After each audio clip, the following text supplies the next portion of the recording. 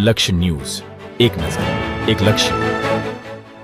ગુજરાત સરકાર દ્વારા તાજેતરમાં આઈએફએસ અને જીએફએસ કેડરના અધિકારીઓની બદલી કરવામાં આવી હતી, જેમાં ઘુડખર અભયારણ્ય ડીસીએફ આયુષ વર્માની બદલી કચ્છ પૂર્વ વન વિભાગમાં કરવામાં આવી છે, જ્યારે કચ્છ બન્ની વન વિભાગના ડીસીએફ બીએમ પટેલની બદલી ધ્રાંગધ્રા ઘુડખર અભયારણ્ય ખાતે કરવામાં આવી હતી.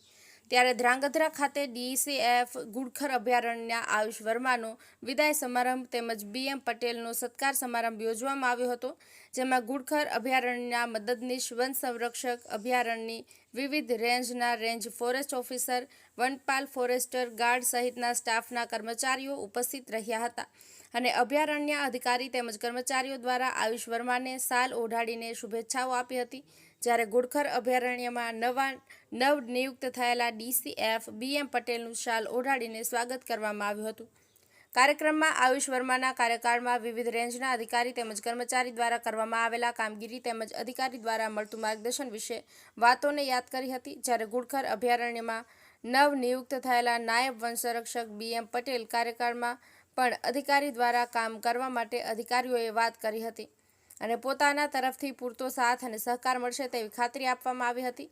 કાર્યક્રમના અંતે અધિકારી દ્વારા પોતાના વક્તવ્યમાં જણાવ્યું હતું કે સરકારી નોકરીમાં બઢતી, બદલી અને નિવૃત્તિ ફરજિયાત હોય છે, જેને ધ્યાનમાં રાખીને અધિકારીઓ કર્મચારીઓ કાર્ય કરતા હોય છે.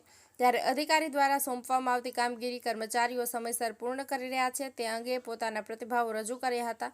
જ્યારે નવા આવેલા બીએમ પટેલ દ્વારા પોતાના વક્તવ્યમાં અધિકારી અને કર્મચારીઓ એક બનીને કામ કરે અને કોઈ પણ કર્મચારી ઓફિસના કોઈ પ્રશ્નો હોય તો યોગ્ય રીતે રજૂઆત કરી શકશે તે માટેનું સૂચન કરવામાં આવ્યું હતું. સાથે ઘુડખર અભયારણ્યના તમામ કર્મચારીઓએ કામ કરવા માટેની તૈયારીઓ બતાવી હતી.